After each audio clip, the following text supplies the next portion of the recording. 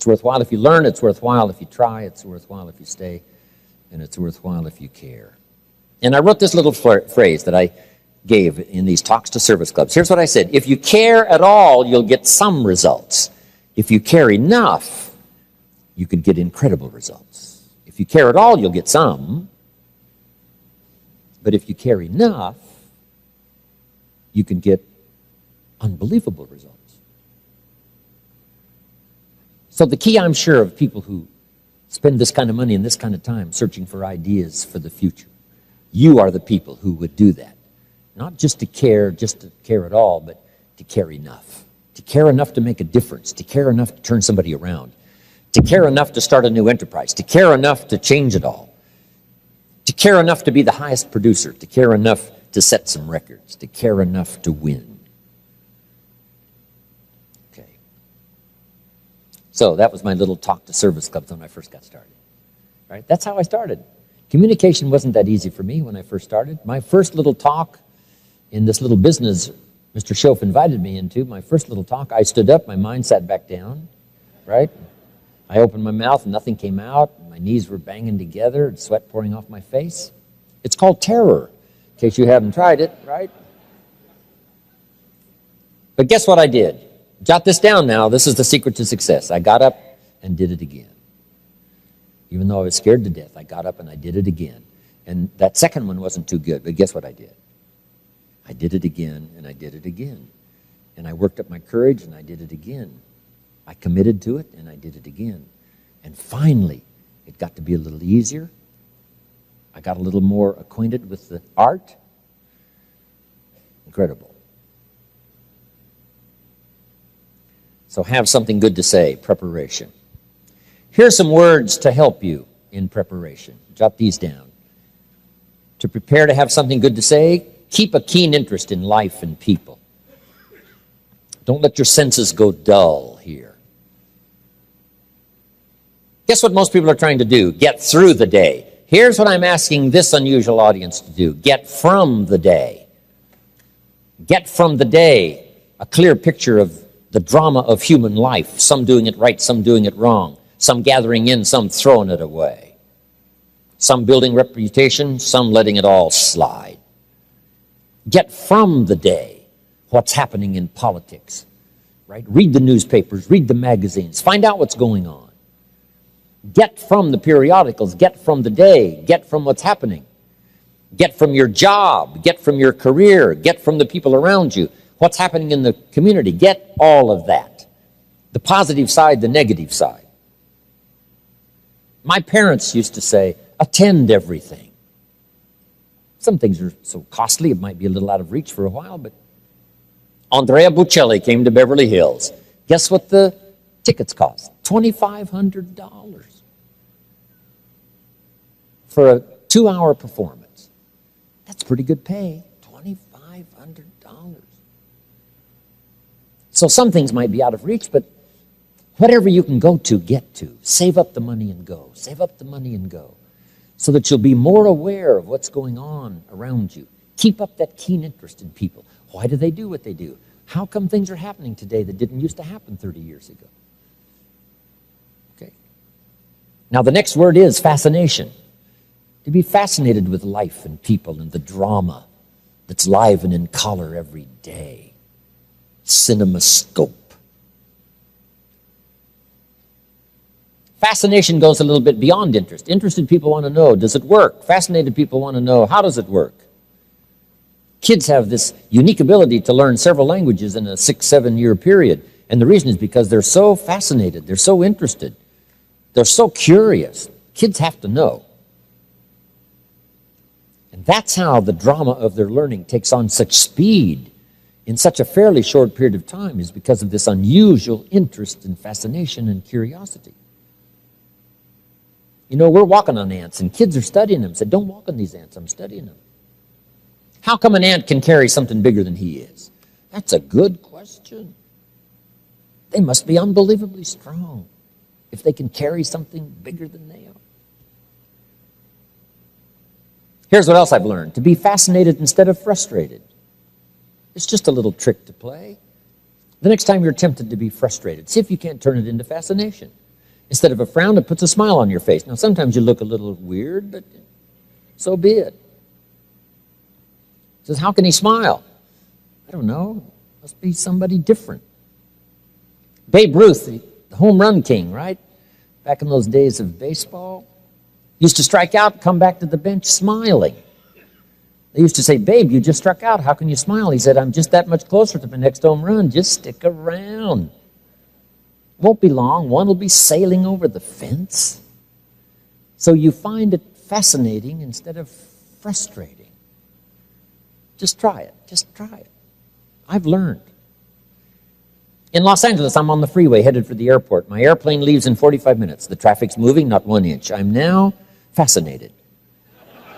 I'm telling you. I've learned how to do it. Now, make this note. It doesn't work every time. Nothing works every time, but every time you can get it to work, guess what? It'll benefit your day. You'll get more from it. To be fascinated instead of frustrated. Now, I've also learned the ultimate. I'm fascinated by my own frustration. How come it doesn't take me long to lose it on occasions? It must be from my father's side. My mother was a gentle soul. Just find it all fascinating. I talked to a lot of the network marketing companies over the years, and I give them that little clue. Somebody joins, you say, oh, they're going to stay forever, and then they leave right away. You have to say, isn't that interesting? And some of you thought never would make it. Sure enough, they become superstars. You have to say what? Isn't that interesting? I thought they'd stay forever. They don't stay. Isn't that interesting? I didn't think they would do anything. Look what they're doing. Isn't that interesting? So that's a good phrase. Just find it interesting. Find it fascinating. Say, wow, I never thought that would happen. I had another picture in mind. Wow, was I ever wrong? Right? And it's good sometimes to be wrong on the positive side. I didn't think it was going to work. It worked. So what if somebody doesn't look at your business opportunity? Say, well, what if they do? I mean, it doesn't take much to turn the question around. Say, what if they won't join after they look? But what if they do join? What if they join and don't stay? I got a better question. What if they do stay? What if they quit after 3 months? I got a better question. What if they stay after 3 months? So sometimes little tricks here that you can play just to give yourself a different look, because somebody could either stay or leave, and wouldn't it be better to assume that they would stay, and then if they leave, say, isn't that interesting? I've learned to do that with myself. Wow, look what I did. Isn't that interesting? Wow. I thought I was going to behave better, but wow, I lost it. Isn't that interesting? I thought, sure, that wasn't going to bother me. Sure enough, I thought I had a handle on this. Looks like I got some work to do, right? You just find yourself fascinating and interesting as you journey through life. So give yourself a chance, okay? Now, here's the next word that's very important if you want to be a good communicator, and that's sensitivity. Sensitive to someone's drama, someone's trouble, difficulty. As you contemplate your own, now you can be sensitive to someone else. And there's no better way to be helpful than if you do your best to try to understand. Here's the old phrase, we've heard it, let's jot it down this time. Learn to walk in someone's shoes for a while. Try to understand where they are. How come they're in this dilemma? Maybe it's something that I don't know, I don't understand. How come this person is losing his temper when he should keep it? Who knows what might have happened the last 3 weeks? I don't know. Let's give somebody room by trying to understand. Sensitive to someone lashing out, being difficult at the time. Hey, we can handle that. We don't have to retaliate and fight back. Can't we say, hey, maybe there's a good reason why this person behaves in this way? That's an easier way. Sensitivity. Trying to understand. Trying to comprehend the full drama of human experience.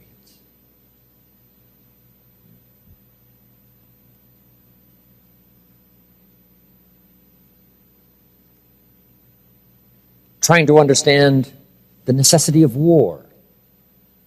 We've been through quite a century, the 20th century, a bloody century. We're all hoping that the 21st century will not have such tragedy as World War II, World War I, Korean War, Vietnam War, and the decade and the century before, the Civil War. Surely we've had enough of war. Surely we can settle things by reasoning together rather than resorting to conflict. But being sensitive to someone else's point of view, being sensitive to someone else's, the reason they think like they think, the reason they do what they do. Let's see if we can't get behind the scene and try to figure that out. One of the greatest phrases in all the Bible said, "Blessed are the peacemakers." Guess what a peacemaker is? Someone that we hope is around when the conflict could be resolved. Someone who understands both sides and brings them together. Say, I know you've got some animosity and I know you've got some, but now that you've fought and that's not going to settle it. Couldn't we get together and reason this whole thing out? So in times of conflict, we look for a peacemaker. And the peacemaker has to understand both sides of the issue. Say, I understand your dilemma, and I can see where you're coming from. And I can understand why you would say what you said back then, and you said what you said, but hey, isn't there a better way? Couldn't we find a better way to settle it all? And that's what we're looking for. Parents have to learn to be peacemakers when there's two sides to the issue. And maybe neither one is that far wrong, but to try to settle it. And in order to do that, we have to understand both sides. We have to understand the feelings on both sides. And that kind of sensitivity now gives us a wonderful opportunity to grow so that we can communicate and our words will be meaningful when the test comes and the drama comes and the time comes to step up and speak, or to sit down and speak, or to be quiet and speak, or to be loud and speak. Whatever that might call for, we'll be prepared if we do have a genuine understanding. How come in Northern Ireland the Protestants and the Catholics can't get along? I mean, why fight over religion? Someone says, well, mine's important. Well, sure. The other one says, hey, you don't know how important mine is. And we say, finally, look, even though we disagree, couldn't we agree to disagree, but not kill each other? But unless you really know the conflict and the depths of the conflict and the roots of the conflict and how far back it goes and the animosity on both sides, I'm telling you, it is real strategy to try to keep things in balance and keep the ship from sinking and try to resolve the conflict. But it calls on the greatest of communication. So jot this word down. It's a very important word in political circles, diplomacy. Diplomacy is having this sensitivity to the wider range of why people do what they do and why the conflict occurs, and then come up with an answer. Diplomacy. Big D, diplomacy. Not start another war, not start another conflict, but try to settle it to the best of your ability using the best art of diplomacy. Next, to have something good to say, you've got to have working knowledge. This is where your journal comes in. This is where gathering ideas comes in. This is where the notes you're taking this weekend come in. This is going to serve for you an incredibly good resource to go back, study, review, and pick up all these ideas that can be useful to you when you get ready to talk, when you get ready to speak, when you get ready to train, when you get ready to conduct a seminar, a lecture, or family council. You'll have something good to say. So don't be lazy in language. Don't be lazy in gathering up ideas. I know it's hard work, but it's work that pays off so immensely. So that's number one. To achieve good communication, have something good to say. Now we've got to move on. Here's number two. Now you've got to say it well.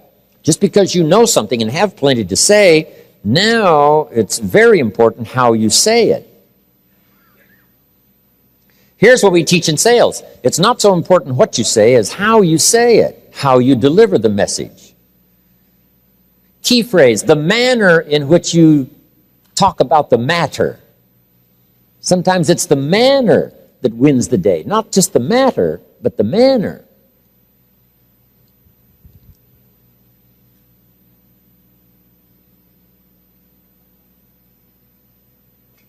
What if I invited you to a steak dinner at my house, and you sat down at the plate, had the napkin in your lap, and you were ready?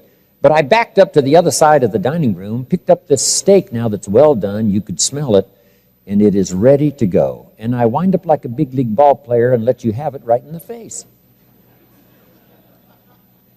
Isn't that one way to present a steak? So key phrase now, steak in the face. It's difficult for someone to say, thank you very much, take the steak off the face, put it in the plate and eat it. I'm telling you, I'd lose my appetite if somebody did that with me. So it's a lot different now, a steak in the face and a steak well presented. Same steak. Somebody's hungry. You got the message, you got the steak. But key phrase underlined, the manner in which you deliver the message. The way, the spirit, the sincerity, all that human stuff that we all possess. If that is present in the delivery, now it becomes palatable. Now it becomes reasonable in presentation. Now, saying it well is many things. Jot these down. Number one, repeating it until you can say it well. Repetition is the mother of learning to do it well. This is my 39th year. I should be pretty good by now. Well, I appreciate that. Thank you. Should be. And I intend to get better. I don't want the day to come when someone says, you should have heard Jim Rohn 10 years ago when he was really terrific. I want someone to say, hey, I heard him 10 years ago, but you should hear him today. Hey, he's taken off some of the sharp edges. He digs a little deeper in his own heart and experiences and delivers it a little softly. Or he used to be a little harsh. I want my growth to be obvious. So, learning to say it well is practicing until you get good at it. Here's some other keys. Sincerity. If you present it with sincerity, it's hard to resist a personal appeal. A key that parents need to learn, making a personal appeal. Don't just say it's this way or the highway. Say, no, make a heartfelt personal appeal. I'm telling you, it's difficult for any of us to turn down a heartfelt, sincere personal appeal. That's difficult to resist. That's difficult to dismiss. Somebody coming on to beat you up and, create cruelty with their language, that's easy to dismiss. Not a personal appeal. Here's a few other things on saying it well. Brevity. Now, the better you get, probably the less words you need to say what you want to say.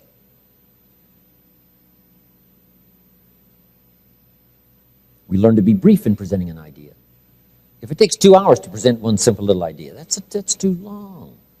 You got to learn to use what we call the economy of words. Say it in a sentence. Say it in a couple of sentences. Say it with a couple of illustrations and move on. Brevity. Jesus was powerful, but he was brief. To put his 12 disciples together, he wandered around the countryside. Every once in a while, he'd say, you, follow me. See, that's short. I mean, that's brief. This is no 1 hour sermon harangue. No. A simple invitation, you, follow me. And I guess his magnetism was so unbelievable. His persona was so unique, and probably his reputation that preceded him was so great, he didn't have to say much. So jot this down. If the person you are is so unique, you probably don't have to say very much.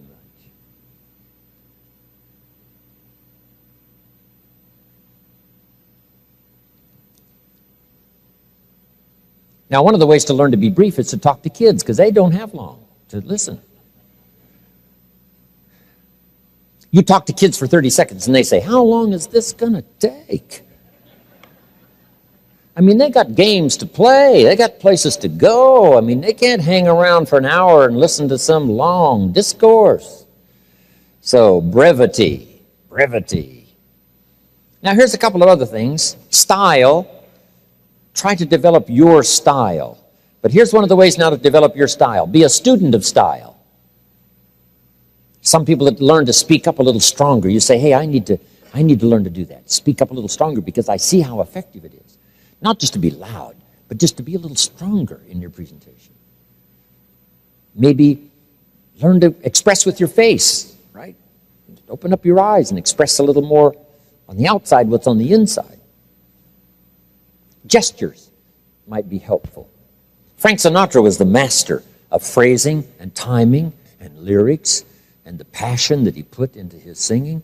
But one of the artful things about Sinatra's presentation was always the gestures, right? His hand gestures as he gestured, which timed with the lyrics. The gestures as part of the lyrics became part of his style. Now, you don't want to just, let the gestures be the major thing everyone sees, but just to emphasize, right? If you've let your temper fly, wouldn't hurt to bang on the table. It's called exclamation point. Bam! When the time calls for it. Okay? Gestures, a little more of you into it. Now here's the next one. And Zig Ziglar talked a little bit about this, and that's vocabulary. You've got to have a good working vocabulary to be able to speak well. Some friends of mine took a survey among prisoners. They weren't looking for this. They had some rehabilitation program going. But here's what they found out. The more limited the vocabulary, the more tendency to poor behavior. Interesting. Here's why. Vocabulary is a way of seeing. What if you can't see very well? Imagine the mistakes you would make every day if you couldn't see very well. Not just seeing with your eyes, but seeing with your mind. What if you looked at everything a little distorted? Then you tried to make decisions during the day, where to go and what to do and what to restrain and what to let go. And if you made those mistakes every day, can you imagine how small a world you must have to live in by making such horrendous mistakes every day? And the reason why people make so many mistakes every day, especially sometimes in those early years, is because they can't see very well. What if you could only see the world through this little tiny hole? And somebody would describe the world as like this, and you say, no, the world is like this. You say, no, that's crazy. The world is like this. How come they think it's like this? It's because that's all they can see. They can't see expanded opportunity. They can't see the promise of the future. They can't see the hope for tomorrow. Their world is so small. Part of it is lack of exposure. Part of it is lack of association. But part of it is a limited vocabulary. Limited tools with which to see. Here's the next one. Limited tools with which to express. And if you can't express very well what's going on in your head, let alone your heart, you can imagine the mistakes you make. You can imagine the narrow, small world you live in. Finally, you only need a place 8 by 10 to live because your world is so small from lack of sight. So keep working on your vocabulary. Next, in saying it well, don't fail to say it because you need the practice.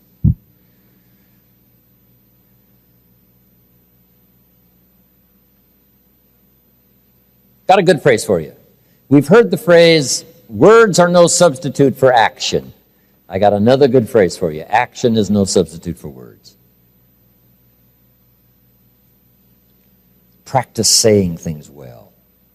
Men probably need a little more coaching on this than women. Women seem to be able to express better, say things better, more readily willing to talk about it. Men need a little more encouragement. Don't let some act do all your talking. It's okay to give someone flowers, but flowers have a limited vocabulary. About the best flowers can say is, you remembered. That's about it. Flowers don't say, nobody in this world affects me like you do. See, that you have to put in the little card along with the flowers. So did you make the note? Don't let flowers do all the talking. You've got to add the little card. Express something yourself. Long after the flowers are gone, the card will stay with what you've said. When I was married to Judy, she gave me this fabulous watch for my birthday. And the watch was fine, but the words on the back that said, my love for all time, your Judy. See, those words were more valuable than the watch. I've still got the watch. And what's valuable to me is not that I've kept the watch. What's valuable to me is that I've kept the words. Wow. So don't fail to say it. Practice.